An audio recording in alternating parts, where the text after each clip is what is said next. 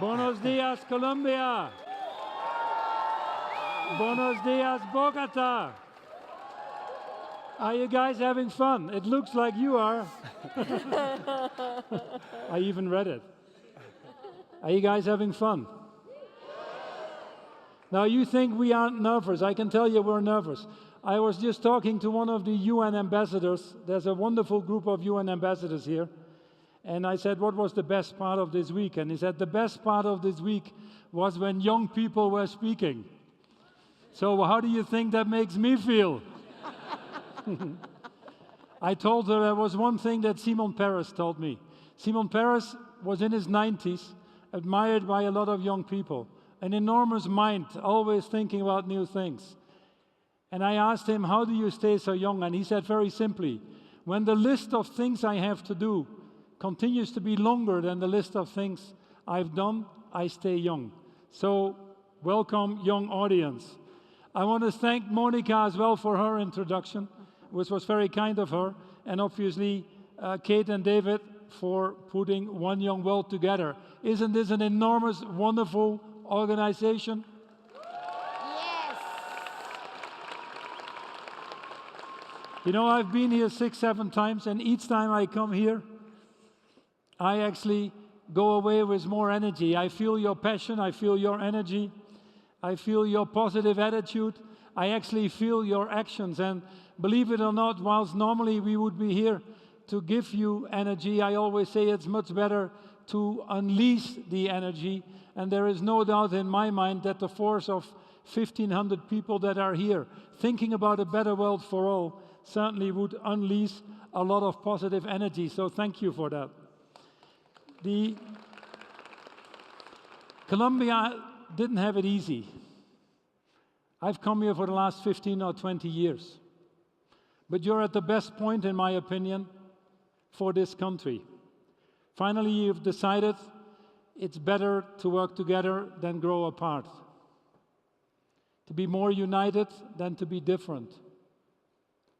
To forgive rather than to hate. And it's not going to be easy. None of these things ever are. But it's a wonderful moment in your country where you're at a crossroad between being a developing country, if you want to, or a developed country. At a crossroad where you have to decide if you're a fragile economy or if you have your institutions working. If you're going to make it inclusive or if you leave people behind. I'm delighted, after 52 years, to see this enormous peace process. No question that you are the bright star in the world right now, where lots of things seem to be going, as far as I'm concerned, in different directions. There are many countries, unfortunately, that want to step back from the world when we actually have to move forward. There are many who challenge the moral values on which humanity is based when we actually have to drive them. And what I admire the most about Colombia, if you want to, that they are brave as a country to take the risk that any of these reconciliations brings, despite the fear that you have in terms of where it might go. But you are very well placed, I think, to show the world that there is more to be gained by working together rather than dealing with the effects of tyranny or hunger or poverty or alienation. This is what we would like to see in all parts of the world, and I can sense this new optimism coming in this country like this, where most people are ready for it. Peace, justice, functioning institutions, these are all the things that are well captured in goal number 16 of the Sustainable Development Goals, these famous 17 goals. It wouldn't work without it. Last week I was at the UN General Assembly coming back from the week. We had about 60 heads of state there, all committed to this Sustainable Development Agenda. It was a very simple goal, to not leave anybody behind. To irreversibly eradicate poverty and do that in a more sustainable and equitable way. It sounds so badly needed, it sounds so simple, but we all know it's hard work. We need the best of all of us to make that come alive. It defines not only our future, but also the future of our children and their children. And I certainly would want to work for their bright future. A future where nobody lives in poverty, where everybody is treated equally, or as a minimum has equal opportunities. A future where nobody suffers of hunger or disrespect, diseases if you want to. The greatest contributor of this future that needs to be created will be you, all of you. The next 15 years will also be crucial in your life when you move from, let's say, 25 years to becoming 40 years. That's about the period that we have to finish these SDGs. You can show the world that there is a better way, that there is a fairer way of making this world work for everybody. I tell you honestly, the reason I'm here and stand humbly in front of you is very simple. We need you more than ever. We need your energy and passion more than ever. To some extent, most of us have failed. We're giving you something that some might call the biggest intergenerational crime in history. But I believe we can get out of that. I believe we can solve it. I believe we can do it in the next 15 years if we all work together, if we put the interest of others ahead of our own interests. And that is for all of us. I'm actually very optimistic. I wish I was born today into this wonderful world. People live longer than ever before. People are healthier than ever before. More people have access to clean drinking water and sanitation. More people are in education. More women actually have better rights, not enough as we heard from the previous panel, but better rights than other times in history. It is actually a good time to be born. But we are also discovering increasingly that this progress that we have made to lift so many people out of poverty has come at an enormous price. An enormous price. 2.5 billion people still lack access to basic sanitation. 800 million people still go to bed hungry, not even knowing if they will wake up the next day. 700 million people still lack access to safe drinking water. A world where the eight richest people have the same wealth as the bottom 50%. A world where the top 1.4 billion people consume 75% of the world's resources and the other 6 billion aspire to do the same. A world where the planetary boundaries are being challenged. Where species are disappearing at a faster rate than we've ever seen in the history of humanity. It is amazing to me, disappointing to me, and sad to me that in the last 50 years that we've been around as humanity, as we call ourselves, we've done more damage to this wonderful planet than in its previous 7 billion years of existence. It was Hubert Reeves, the Canadian philosopher, who said it very well in one of his books when he said that man is the most insane species. He worships an invisible God and destroys a visible nature, not realizing that the visible nature he destroys is the invisible God he worships in the first place. A planet where climate change, one of our biggest challenges, risks putting another 100 million people into poverty. On goal number 16, we also have our challenges. We know, switch on television every day. 3.2 billion people, that is right, 3.2 billion people live in countries today where civic space is threatened and civic rights are at risk, such as the rights of freedom of speech, assembly, association, or information. 1 in 3 women in this world, 1 in 3 women experience domestic violence. We now have the honorable record of having 30 million refugees just related to climate change alone. In fact, some people would argue that the crisis that we now see in Syria had actually climate change at its roots. Of course, there was corrupt leadership. Of course, there was inequality, massive population growth, and a government that was unable to curb human suffering. But it started a little bit before, when there were enormous water shortages in the fertile regions in Syria, Iraq, and Turkey, which actually forced 1.5 million people to migrate to already crowded cities, on top of refugees that had come in from the war in Iraq. And not surprising that that was a healthy cocktail of explosion. Indeed, in all of these things that we're facing, there is one common thread as far as I'm concerned. The poor people suffer most. The poor people suffer most. You're fine to be here. You're educated. You've traveled. You found a job you have your passion for.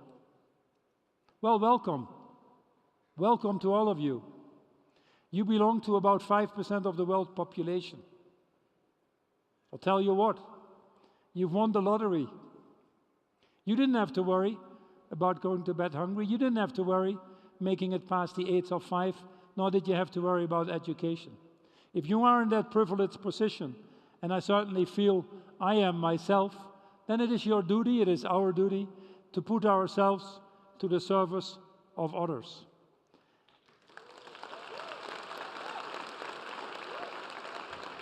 This year alone, in this world, 65 million people are displaced, 4 times higher than a decade ago. 22 million, more or less, as I mentioned, were refugees. Only 2% actually will ever return to their homes. I was in the Satari camp the other day in Jordan, where they told me that the average length that people will stay in these camps is about 17 years. That's simply unacceptable, as far as I'm concerned.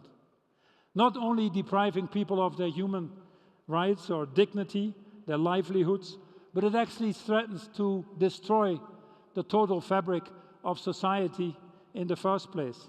In fact, I believe that we're at the point in many of the areas of the Sustainable Development Goals where the cost of not acting is actually starting to be higher than the cost of acting. Morality alone clearly hasn't given us the answers, sadly enough. Hopefully, the forces of economics might do it now. Let me talk about conflict prevention and wars. The World Economic Forum estimates that that costs us about 11% of global GDP. That's $5 per person per day, just that we're spending on keeping each other busy with things we shouldn't be doing in the first place. Conflict prevention and wars. And by the way, the number of conflicts in this world is up 41%. If you realize that this is 11% of the global GDP to deal with consequences, is basically what I'm telling you. Whilst the implementation of the Sustainable Development Goals only is 3 to 4% of GDP, I wonder if we deserve the title of most intelligent species. Conflicts actually now account for about 80% of the humanitarian work. And again, who are the hardest hit? The poorest amongst us. The social welfare gets depleted, goods and services get diverted, infrastructures get destroyed, justice and security provisions retreat to a few urban areas where you find the enclaves of the elite. Conflict ultimately increases as well the risk of forced labor, slave labor, sex trade, and all the other things that come with it. Yes, poverty and inequality weakens governments, weakens economies, which in turn create conditions in which conflicts start. They are all related. The 17 Sustainable Development Goals are all intertwined. Now, of course, business has a moral responsibility to participate. Business accounts for about 60% of the global GDP, 80% of the financial flow, and 90% of the job creation. It is ludicrous to think that any of us can do it alone. These challenges that we have are of such magnitude that we need to work together in partnership. I understand that it takes trust. I understand that it takes courage. But there is no other way. Einstein said it well when he said the definition of insanity is to do the same thing over and over again and expect different results. It isn't going to work. Goal number 17 of partnership talks about partnership for the common good. Talks about putting the interest of others ahead of your own, knowing very well that by doing so, we all would be off much better as a human race, if you want to. Now, business should also be interested for other reasons. There actually is no business case in failing societies and economies. No economic argument for enduring poverty. Business has to therefore think differently. I've always felt that business cannot be a bystander in a system that gives them life in the first place.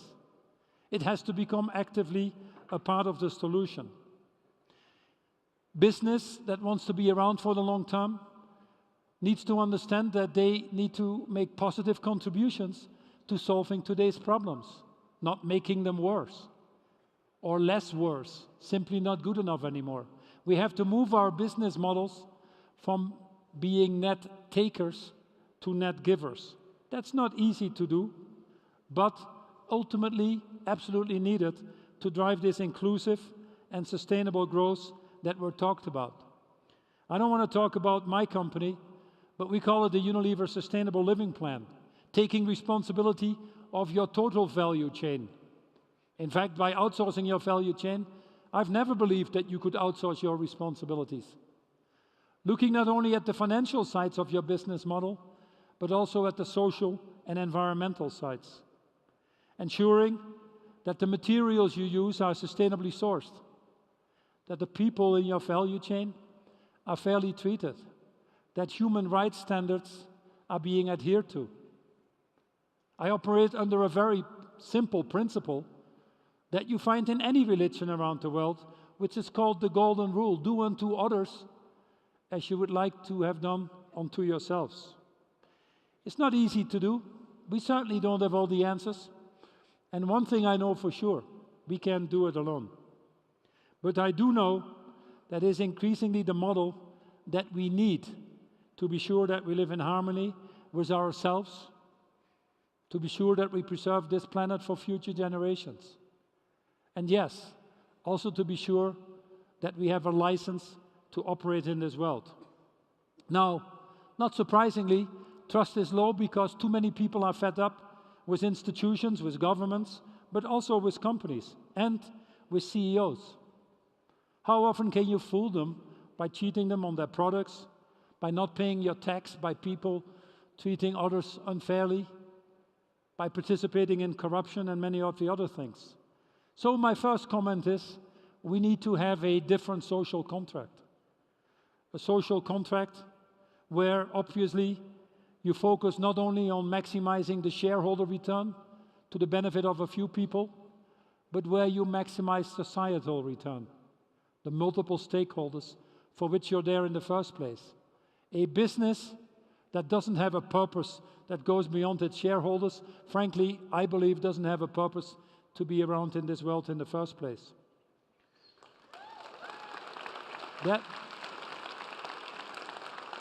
That new social contract requires you to have your own house in order, requires you to pay fair wages, requires you to put people into programs of training and education, requires you to adhere to human rights, requires you to not participate in bribes and any of the other activities, and yes, puts a responsibility on you to help build these capabilities. But that alone is not enough. We need to go beyond that. Next to our own operations, and I was asked to give you some examples, but for the interest of time, I wouldn't do that, other than tell you that I just had a meeting with President Santos. Interestingly, Colombia was actually the country at the Rio +20, when we were all there in Brazil, that proposed a follow-up to the Millennial Development Goals, that actually proposed the Sustainable Development Goals. We wouldn't be standing here with the Sustainable Development Goals, this enormously important moral framework for the world, at a time that global governance isn't quite working, were it not for Colombia. So I'm grateful for that. And so what is very clear is that companies need to have their own house in order and participate. We were talking about very simple things here. How can we create more jobs for women and work especially in the rural areas? For us, that's a great thing if they can distribute our products. We can microfinance them to do this. We're planning to do that with 50,000 women, a no-brainer. We were looking at putting tomatoes in this country. It is to me unexplainable that this country doesn't grow its own tomatoes and imports it from somewhere else. Think about linking the reintegration of the former guerrilla fighters with production of tomatoes here, which we certainly wouldn't mind using for our products. Think about protecting the forests, where we still deal with an enormous deforestation beyond what is humanly acceptable and beyond the commitments that also Colombia has made in Paris. Think about new financing schemes and produce and protect schemes where we help indigenous people, where we work on intensification of agriculture to protect what we have, or the scarce resources like the lungs of our world. Think about a commitment to drive financial inclusion into your value chain. As I showed here, we can also leverage our brands. A simple example of X, but make all your brands purpose-driven. Our hand-washing brands helping simply a child reach the age of 5. A brand like Dove working on women's self-esteem, goal number 5 of gender equality. A brand like Knorr working on food security, goal number 2, when we have still so much to do. Put all your brands to the service of society, and my point to you is that these brands will do better than any of the other ones. A simple toilet cleaner brand for us is not a toilet cleaner brand. It's a brand that fights the issues of open defecation, when 1.5 million people, especially women again, are exposed with all the risks. If you get your own house in order, and if you work with your brands, then as a business you need to leverage the power of your value chain and start working at an industry level. I was in New York and very happy to see an alliance, for example, called the Tent Alliance, where about 60 or 70 businesses have now come together to attack the issues of refugees and integrate them in their host countries. An alliance of like the Tropical Forest Alliance, where many of the consumer goods companies, the responsible ones, have come together and made a commitment to simply not sell products anymore that come from illegal deforestation. And the list goes on. The third thing that business will do, own house in order, working with your value chain and your industry partners. The third thing is simple advocacy. The political process is difficult in this world. You need to help de-risk the political process. What can you do to make the SDGs more of a priority? Ben & Jerry's has an ice cream introduced now in Europe to get different legislation to get more of the refugees being accepted in the country. Putting a group of businesses together to constructively talk in Myanmar on what we can do to solve the enormously horrendous issue that is playing out there right now with the Rohingyas. Having the courage to work with governments like this government or others to make their tax collection systems work better for you. Fighting for the rights of each and every individual, their sexual reproduction rights, the LGBT rights. Business has a role to play there as well. Now, you don't have an easy task. If I may summarize it, a lot of forces have come together that actually require a quite different thinking of the economic model that we live in. We need to move our consumption pattern from linear to circular. We need to decarbonize at the same time this global economy that is totally drugged on carbon as a tool for growth. We need to move our financial system, if we like it or not, from the short term to the long term. And all of this needs to happen whilst creating a growth model that is more inclusive. With the bigger challenge that global governance isn't quite functioning the way we want it. The SDGs are, in fact, the framework that gives us the answer. When we looked at the power of the SDGs for business, we created a commission for business and sustainable development. We asked people like Jack Ma and many of the other great ones from industry to be part of this commission. And we found that the economic opportunity from making these sustainable development goals come alive, as a minimum was $12 trillion. As a minimum would create 380 million more jobs. And these numbers could go up to 25, 30 trillion or more. In fact, goal number 5, giving women the same rights, land rights, access to financing or education, potentially can unlock the global economy by $28 trillion alone. We are sitting on the biggest business plan that any businessman has ever seen. Now, we need you, because in this world, half of the global population is below 25 years old. Approximately 90% of that live in the developing markets, what we conveniently call the developing markets, which actually is 80% of the world now nearly. By 2020, 50% of the world workforce are actually millennials. In our company, that's already the case. I would argue that you shouldn't just have a seat at the table, I would argue that you should have the table. Now, why do I think that you should have the table? I think, very simply, because you'll have the answers. I was at We Day in Canada not long ago, and there was a professor from Waterloo University who actually had done a lot of studies on the brain between 15 and 25 years old. I can tell you, I'm happy that they never looked at my brain when I was that old, because it would have messed up all the research. But what they found was something that we actually instinctively know. You, and I'm telling you, at that age, actually, scientifically proven, are more collaborative, more creative, more observant, more curious, more willing to experiment.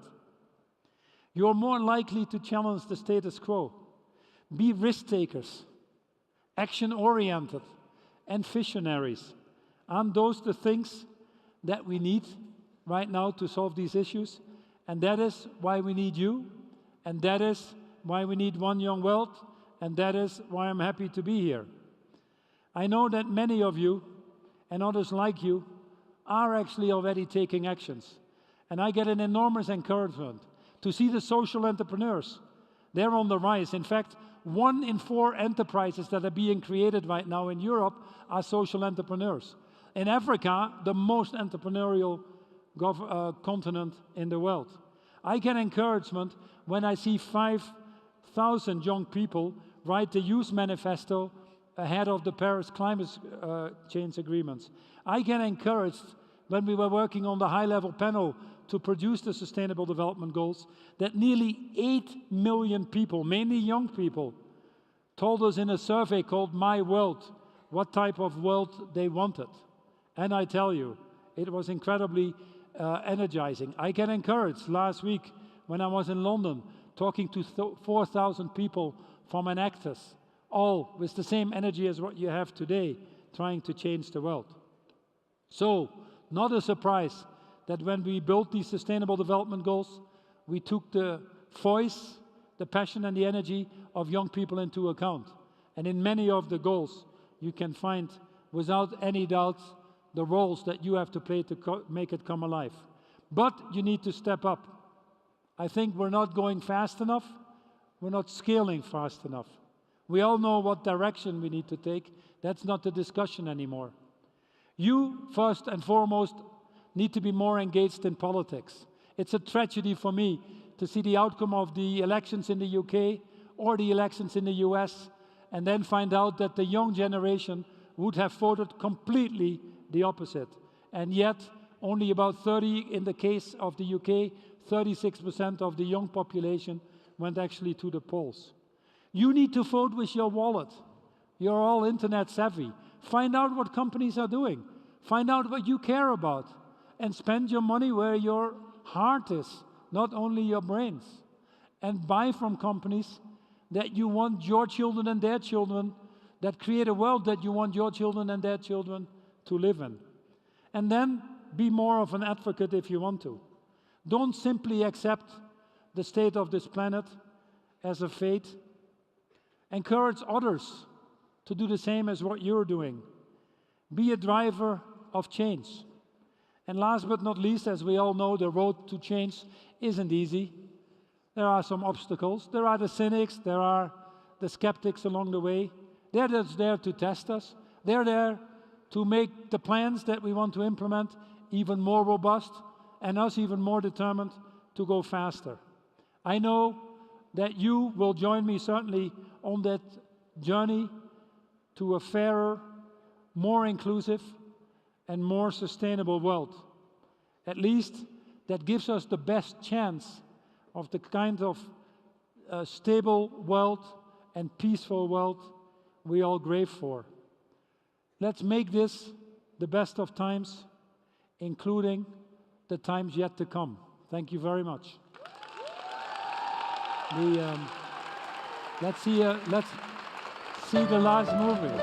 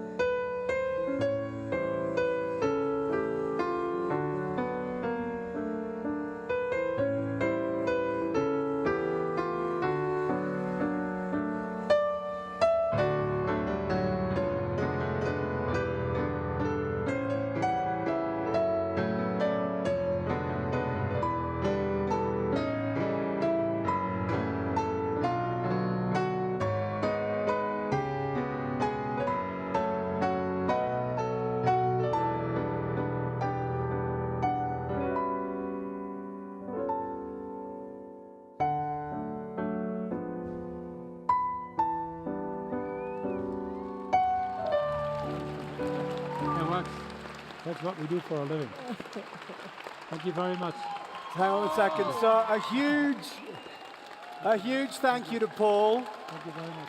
We called Kofi the rock star of peace. Paul is the rock star of the business world. The leadership he's showing the rest of the world of business is amazing.